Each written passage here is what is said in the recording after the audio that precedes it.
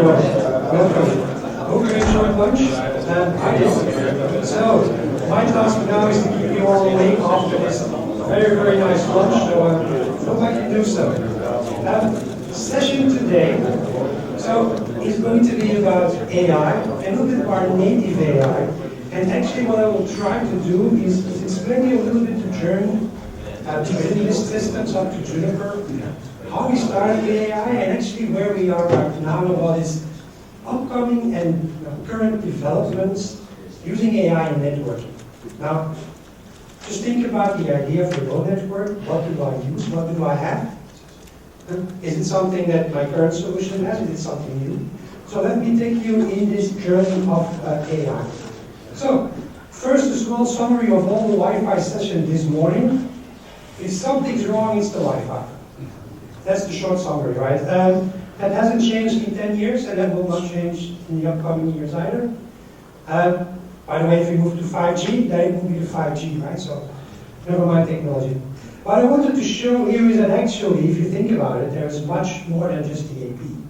There's everything in the air, which we may show here, but there's also everything on the other side. Switches, maybe routers, the internet, applications, servers, everything is part of that experience that a user has that made them say that Wi-Fi.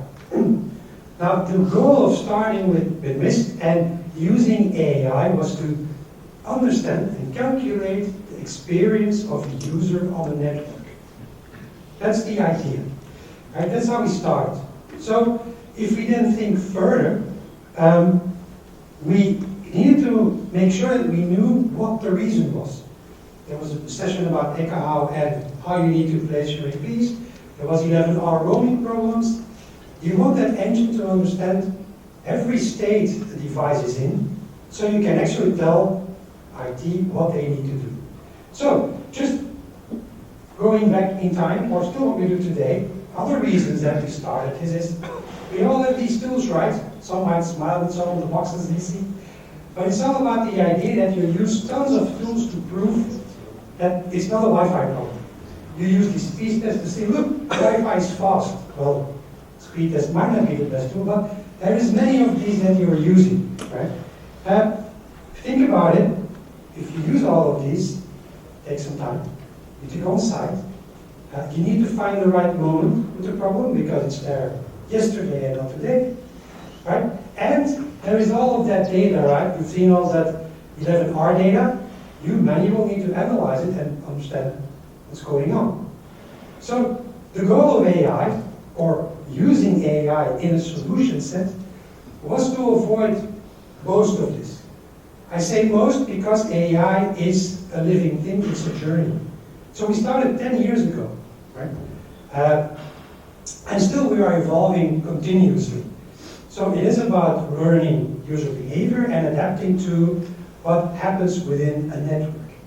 Now, just an overview, and there's a small, how AI works explained link that you can go to. But in essence, if you really want to use AI, because it's a buzzword, right, you need to use different kind of engines that solve your problem. It's not one thing that solves it. So, there's quite a bunch of engines we are running in our backend.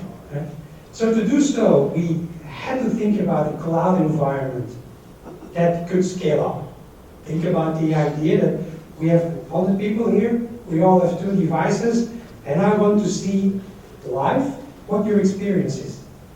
I would need some CPU power and tons of these AI engines. You have an environment with 60, 70,000 people. I need to scale up for the 60, 70,000, do the same work with the same environment. So just a server on-prem wouldn't do that. You need an agile cloud environment. Now the native part as well, and that's also key, that AI, and everybody reads about AI, needs data. If you want to learn client experience, you need data from the clients. So natively within every box you put somewhere, in our examples, it's Wi-Fi here, so an AP, it natively needs to capture that data, filter the data, and send out the right amount of data, and the right type of data for the AI engines to work properly. So what I will do is I will go through a couple of examples, and not the product, but what we we achieve with certain of these engines and what we are doing as a next step. Okay, so going through the engines, let's start with an example of that big list of supervised learning. Okay, nice getting pictures, now it sounds complex, so that's good. Now, if you think about the idea of a state of a client, right? Just well, what a client does, it tries to find an AP. It associates, it authenticates, gets an IP address, does some DNS, tries to find the gateway, goes to an application. All of these things it's doing, right? In all of these network features, right, either work or don't work. Oh, which WLA is it connected to? On which VLAN is it? Which DHCP server is answering? Am I getting 802.1x authentication? Just asking all of those questions, but wait. I just want to know if the experience is good. Which one isn't doing what it should do? So then we have like mutual information where we could link that to what we call service level expectations. So you expect, in this example, a client to timely connect. So we saw that 500 milliseconds delay. I think we will still accept that, but if it's 2 or 4 seconds for a client to connect, that's dodgy. Why? The client doesn't know, so connecting, but no, if it takes so much time, just a small trigger in my network could cause nobody to connect anymore. Or, can you authenticate? Can you roam correctly, fast enough? Is there enough coverage, enough capacity on the network? Can you get the right bandwidth? All of these questions, then we correlate them into the idea that, look, you cannot connect in time because of, in this example, the DHCP not responding fast enough. Or you will get this information like this. You would, for example, see that looking at the correlation of issues of type of devices, it's clearly that when I took this, there's quite some issues with Windows devices. Right? Correlation said you could not connect. Only Windows devices. What did we do yesterday? We rolled out a new certificate. Okay, the system just told me now that something went wrong with the rollout only on my Windows. So just a small example. Another one which we use quite often, which is not only Wi-Fi, but bad cabling. So we learned over time that we connected APs and we saw things not going well for client connectivity. So it must be the Wi-Fi. But if we're a little bit smart, we could actually avoid the fact that it's cabling. New cabling, right? The faster it gets, 5, 6, 7, the difficult it gets to make them perfect. If you do new buildings, there's always one cable that has been made too quickly or whatever. What if we now would look at this one? Now, this is just using decision trees, so everybody knows the trees, right? But it will analyze all the things on a cable, like, does it have power? Is it power cabling or the data cabling? If I send data, do I need to retransmit a lot? If I see data, is it transmit or receive? Or is it both? Is it one way? And with just all of these decisions, an AI could say, you have a bad cable. Visually, it will just look like this. You have a bad cable on port 00010 on switch 2. If you have 500 switches, AI just solved you on bytes and time. Right? The output is usable. That's another point. AI can be smart, but you need to have the right output. So, I'm going to build up complexity here with the engines. Next, example, decision tree, but an itchy boost. Strong words, but actually it's a combination of multiple decision trees for you to make a decision. So, let me show you one. Throughput. So we have a service level expectation called throughput. Now, you could say, yeah, do a speed test. I have 200 meg and you're telling me 1.4. It's not right what you're saying. Look, AI needs to look at everything. So, this is an SLE that will, for example, look at airtime, interference of others, right? How many people are connected? What type of device are you using? AC, AX, maybe an old N device. So all of these variables have to be taken into account. Maybe the latency or the jitter on the response time that you get from wireless to wired and back. All of these trees are used to dynamically get you calculated what the bandwidth is you can expect at a certain moment of time. So with this run here, I can say, if everybody picks up his phone, so if I'm the only one, I get 70 megabits. If we all pick up our phones and start downloading, we would be at 7.4 megabits per second. Don't expect more, because of the environment, it's only 1 AP, not 2, all of these things. So again, next step, combining different decision trees. Okay. So we're not there yet, because this is all supervised. Now we move into the unsupervised world of learning. This is really going far, because now we are looking at anomaly detections. And everybody has firewalls that say it's an anomaly if a threshold is no. It's more than a threshold. Yeah, threshold-based is fine, but threshold-based is not smart enough. We don't want to use thresholds, we want to learn what an anomaly is. So here's a simple example, right? You want to see if one of our SLEs failed. So HTTP, DNS, firewall, connection, authentication, authorization, RF, everything you think about in wireless that could influence it. If something happens, you know, how many clients are actually having an impact out of it? Like the HTTP is slow. I have 50 clients with an impact. But how many really have a problem, are failing? Because sometimes a client sends 2 packets, or even worse, the first packet doesn't arrive, tries again. Is that a problem? Not really. If it's one client that sends 2 requests out and 1 doesn't arrive, no. But if you have 500 clients and 50 out of those have that problem, that's a high number, that's not okay. But 50 is still the threshold. So we said, maybe 50 is okay. Let's look at all the other variables and then use our machine learning and deep learning neural networking agents. So again, nice name, moving averages, ARIMA, LSTM, RRN. What is the goal of these networks in short? We'll talk later, but the goal is that they take data and then look back at the next time that they do an iteration to see is everything fine. They take the prior data and they compare. Or what they could do, for example, these long short-term memory systems, they could forget certain parts of the data. So, 20 users are bad, but all the SLEs are fine, so I don't think I need to take an action. But now I know that 20 is my starting point, and I can start from there. So I will do another work above 20, and another work below 20. So the system will try to learn itself from which moment on is something wrong, and should I tell you? Again, at alarm fatigue, where you get like thousands of alarms, which one first? Here it says like, if I send you something, I now just created a certainty that things are going wrong. And again, you will get that in a nice view, it's difficult to see, but with a high probability in this, for example, that it's due to the WLAN, and only that WLAN. So only Ederoam, or only the corporate, or only guest.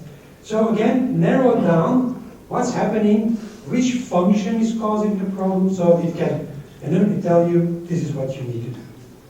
So this is what we've been doing for a long while. Learn it, make engines better, so that they can help you even more, faster, more optimal. And now we're going to the next phase. Okay? So the next phase, and some that Lovis might have read about tomorrow is Minis, Zoom team integration, and the large language models. But let me just try to explain to you what these next steps are. So AI is data, right? User data. The more user, the more different types of user, the more we can tell you if it's good or bad, right? If you don't have data, AI doesn't work. Now, we said, okay, with everything we learned right now, what if there is moments in time that there are no users? Simple example, or there are users but not on certain networks, or not in certain buildings, or there are users but I need to push a change in the VLAN, and I will push it to a site, and I think my switches are configured fine. They are not Juniper or BISC, it's another brand, which is fine. So all of these moments in time, we want to say, look, we learned that there might be issues when you do these kind of works. Nothing is perfect. But what if we could now run a couple of, call them bots or more, small tools on your APs, one or multiple, that will actually act as a client. So we will just start testing as we were being a client, because we know what can happen. So maybe on this AP there, we will start a DHCP request on VLAN 50, see if we get an IP address, go to the firewall, and go to a URL on the internet. Then we do another test, maybe on that AP on the left, on the right, on another VLAN, on another SSID. So we will start testing your configured network without any users being present. The goal there is that you can, of course, proactively know if it changed, caused a problem, but also know that if, for example, a new installation is done, you would know without the person there testing every AP in the new building. I remember 400 APs have found tested and all. No, we will test it. So you would know if there is a wrong configuration error. Now think about the possibilities there, because it's just a starting point. Right? Once you can test like a client, everything we learn in AI can be used.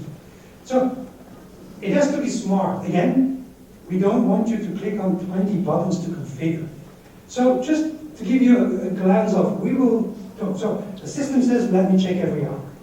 Oh, but if something fails, what should I do? Well, maybe I should check another AP, for example, on the same switch. So I know it's not on the switch, but only that AP. Oh, and did somebody make a change during time? Because if they made a change, I might need to test the change first. Oh, and what if I found these kind of anomalies happening quite often in a certain site? So there's always that site that has DNS latencies, DNS problems. And it's always 2 in the afternoon. Maybe I should test a little bit more there.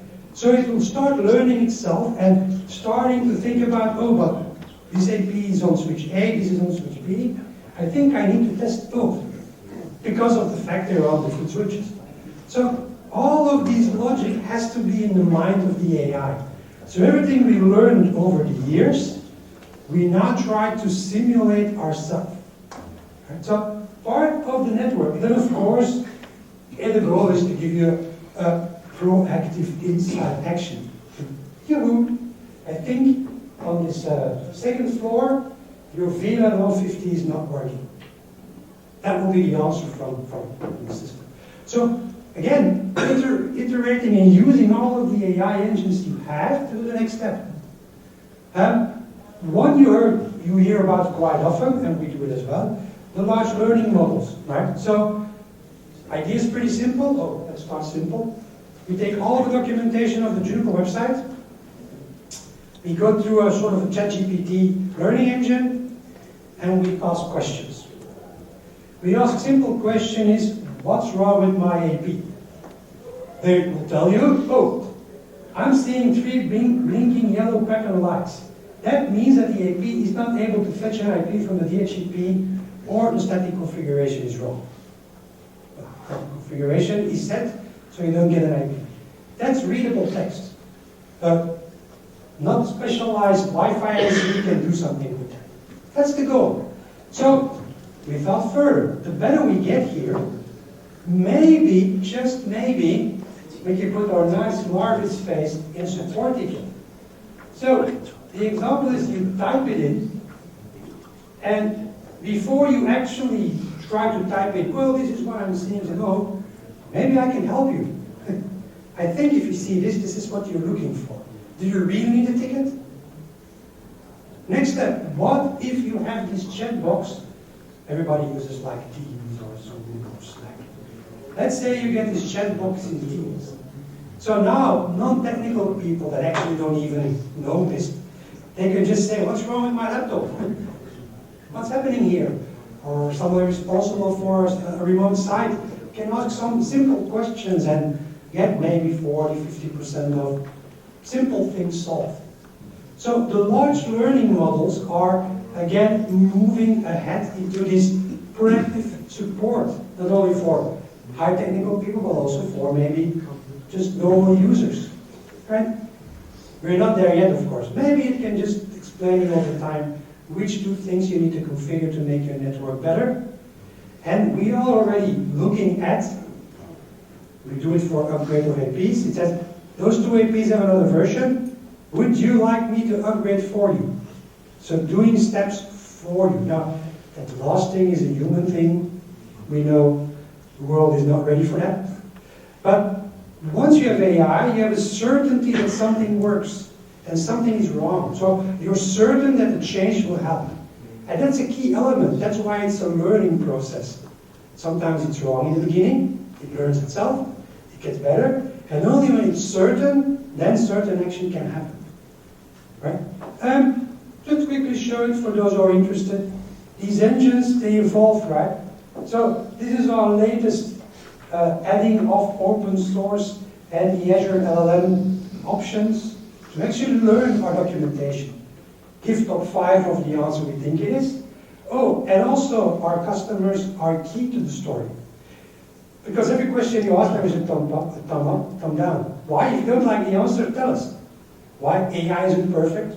Might be wrong sometimes. Half wrong or just unclear. Say, no, I'm expecting something else. Then it can relearn itself. So it's a closed loop, right? We even use human validation. Small thingy. If you open a ticket, support ticket, and we still have them, and you type in a problem, AI, LLM, will tell our support engineer what it thinks the answer is. Support engineer can rate that. Use it, and of course help you quicker, but see what we're trying to do, even our own support teams need to say that, what if AI answers this question? Are they right or not? So, setting the stage for large learning models. Okay. Ready for the next level? Next level. Next level, we started this journey with Zoom and Teams. Okay. Again, the Wi-Fi is bad. Why? Because my Teams doesn't work. What's wrong with Teams? I can't call, I don't see the other one. I don't see video, I have no whatever. But honestly, 8 times out of 10, it's never been the Wi-Fi. It's the CPU, it's the client, it's everything with Microsoft. Nothing bad about Microsoft, but it's not the Wi-Fi most of the time. So, before and now, we are able to, like we said, classify problems, and you'll be pretty sure that the problem is latency. Yes. Okay, it's latency. Now, depending on the components you have, we can say it's latency on the Wi-Fi, it's latency on the wired part, latency. So we said, well, maybe we should go further, because if we have all of the states of a client, let's try to also bring that to the table and look at all of those variables. Right, so here at the left you're seeing things from a client, from signal strength to CPU, to the connectivity to the outside world, all the VPN, bandwidth, radio utilization, interference, channel use, clients per AP. I'm not going to read them all, but think about all of the variables we are looking at. Right? Now, this concept will give you sort of a shapely analysis, shapely values. The goal of this one, and if you look at the results here, instead of saying it's latency, it will tell you it's latency due to the VPN connectivity. So it's telling you the main reason. So I'll just dive deeper a little into this.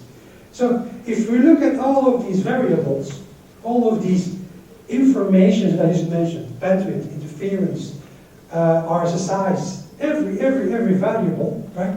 For example, we've done an analysis here for a customer with Zoom, just to give you an idea. So on that day, it's a global customer, they did more than 44,000 calls. We went through all of the Shapley analysis, and I will just pick out 2 just to give you an idea where it's going to. So number 1 is we just started simple. We said, if there's a latency bigger than 150 milliseconds, we think, or we know, looking at Zoom, Microsoft, that's not good. That's actually one variable, right? So we were able to find out that if we took this one, that this latency was more than half of the time caused by VPN server distance.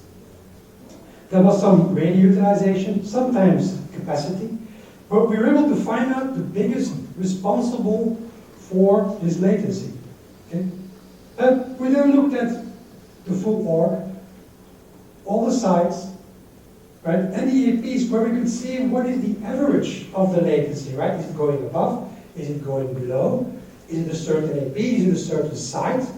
So going from worldwide org to a site, an AP, and knowing its VPN connectivity. Just correlating all of that together, and then just to give you the result, so it's always nice to see results, right? So with this customer, all of the variables are mentioned there again.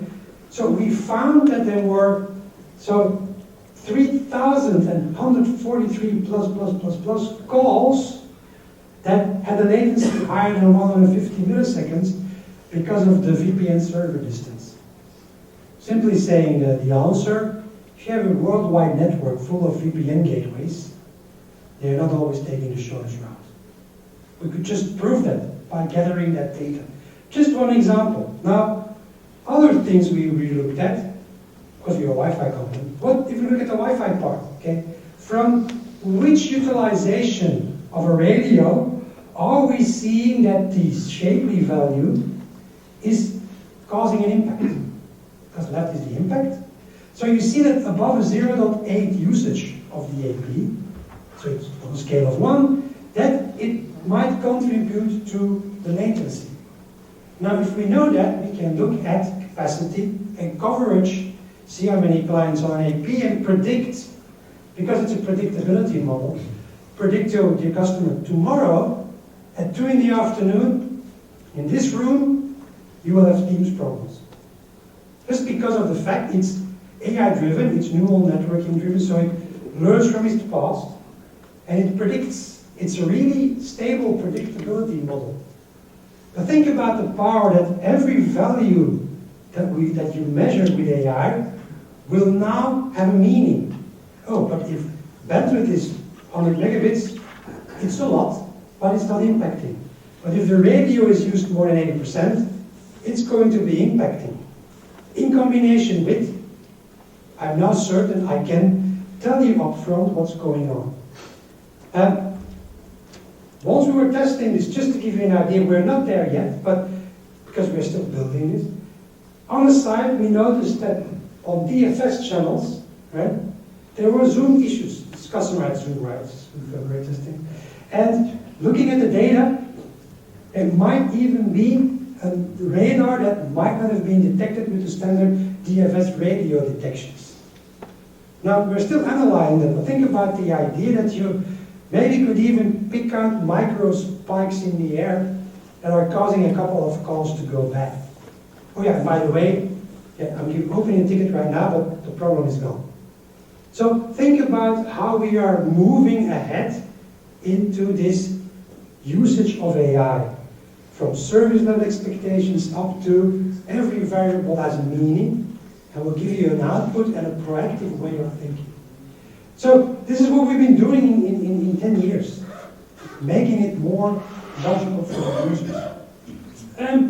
Pretty quickly, we also looked, of course, at some other things over the time, and we also wanted from our AI to understand 6 gigahertz. Is it now doing what we believe it does? So, I have 5 gigahertz clients on Mist. So we did a broad, part of the mutual thing. We said, if we look across Mist, the average RSS size minus 55 on 5 gigahertz. What do you think we measured on 6 gigahertz? Better? Worse? Much worse? Yeah, much worse. Well, not much worse, but in technological, it's worse. So, same network, same placement of APs, 6 gigahertz clients, an average of minus 64. I think we knew that a little bit, right? We've all seen the sessions about attenuation and open room versus room with walls, and brick walls are a problem. These small spongy walls, that's fine. Open areas, it's fine. But we also then analyzed further, and we did find out that although the average is worse, it doesn't mean that the experience of that 6 gigahertz user was worse. It did have worse bandwidth, sometimes even better. So it is part of what you need to think about, but it doesn't mean the rest of the situation is worse. So, we were able to do an event in Europe. So nobody can see the name of the event, of course. If you look closely, you will see it. Where we put lots of APs, where we just simply said, open area. Let AI tell us what the values are. And look, this is what we see, this is how it's planned. You see same coverage on 5 and 6, and actually all the clients that we tested, the average was the same. Why? Because it's an open area, and there the attenuation counts less. Things we also wanted to understand, just by looking at simple correlations, we were able to see that out of the 10,000 clients, there were already more than 1,000 on 6 gigahertz. So traction is there. But the mutual also correlates between how many AX versus AC. So you see that a big number of clients have moved to AX standard, so we can start using resource units and all of these new things. So we are seeing an evolution in the 6 gigahertz. Now this one I showed you in the beginning, but we did see an average RSSI value lower on 6 gigahertz. But we haven't found, except if it's a brick wall, if it's less, it doesn't mean that your application or your experience is less. It's even so that, so we also look at bandwidth, I think, throughput. One of these variables is asymmetric routing or asymmetric up and down links. Because you can send something on an AP, it sends it back, but you might not receive it because of your low radio listening, or you might send something and it never arrives pretty good at the AP. Right? So there's two directions, and then we even noticed that if we look at the RSSI values on 6, most of the links were balanced, which actually told us that there is up and down sufficiently enough at the same distance of 5 gigahertz. So it's another indication that we are not expecting heavy issues. Then we use our roaming off SLE. So going further, roaming off means it's analyzing like the thing you saw in the 11R. So we would tell you that there is a client that is roaming slowly because of 11R. And we can look at the details. So we then said, okay, 6 gigahertz, if we start using it, when will the client roam? So we followed the client. We found out that as long as your channel on 6 gigahertz is bigger than on 5, it's not roaming from 5 to 6, 6 to 5. It stays neatly on 6, even with minus 75, even if 5 is better, it won't budge if it's not needed. If you give it the same bandwidth, it starts moving. Now again, not a design point here, but we want to go from 40 on 5, 80 on 6. Lots of us are going 20 on 5. We might have to go 40 on 6. But again, as long as there is a difference, we were able to learn that the speed of roaming is also part of this. So in front of this, there is a speed of roaming. So if we did nothing, we noticed that roaming was fairly slow. Think about all these 6 gigahertz channels. Half a minute before you could find an SSID on 6. So within the standard, there are some extras. I'm not going to give a demo full of that one. But there is something called RNR, reduced neighbor reports, where you can use the 5 gig radio to actually announce 6 gig SSIDs. And then suddenly that discovery time went down. So we said, okay, if that's the case, how many clients are able to do that? And let's test that. So we asked our AI engine in that European setup. We said, look, 6 gigahertz, 40 megahertz channels instead of 80. And I also want to move away from the PSC channels. Because the 6 gigahertz, those who know it, there's separate channels where a client will look for the SSID. Right? But that's every 80 megahertz. So we said we want to see what's happening with 40 megahertz. And basically we were able to see, if you look at the channel numbers, I don't know if they will still color up, yes they will, that these are all non-PSC channels. So our AI was able to confirm pretty fast that clients A, with the error found the SSID, and B, were really happy to connect to non-PSC channels quite quickly. Because most of the clients were connected on these non-channels. So also there, with every new technology, we try to analyze this, is it fulfilling on what we think? So maybe next year it will be a little bit too early to say, is Wi-Fi 7 doing what we believe it does? Because there is one thing we need. We need clients to be sure that AI can learn the behavior and understand that a network is promising what it should promise. So there's a little bit, let's say, a little bit of a view on how we are using AI, what that can mean for you. I hope you learned a little bit about the back end of the system, because you do have a nice GUI. You don't see all of these things. You do see the results, but you don't see the calculations. So if there's any questions, I have this last slide that says thank you. If you have any questions, feel free to ask. Otherwise, I'm still here the rest of the day, and we can certainly talk more if you like. Any questions? Yeah, there was a question. You were talking earlier about your ability to simulate a client. Yeah. In a environment or to deploy. Are you taking one of the Wi-Fi radios and reconfiguring it to do that? So it is a journey. Today we are activating the client on the AP.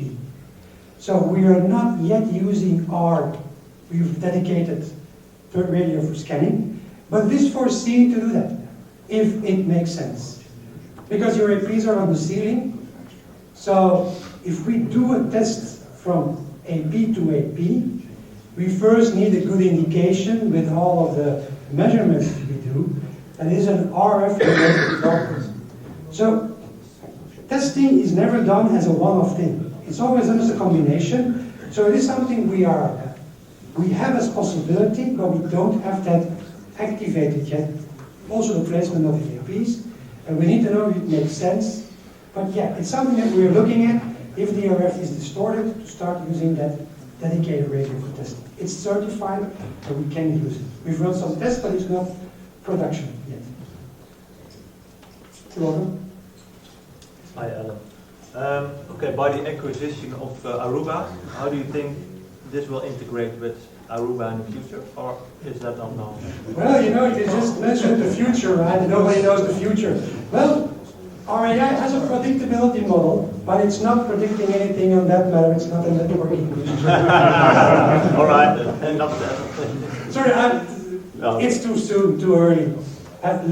Just look at the press release, read it correctly, and then you can make your own interpretation at this time.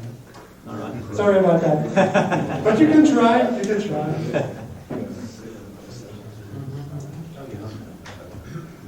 So great. I hope I was on time or something like that. I'm not so good in that part. Good. So thank you all and enjoy the rest of the day.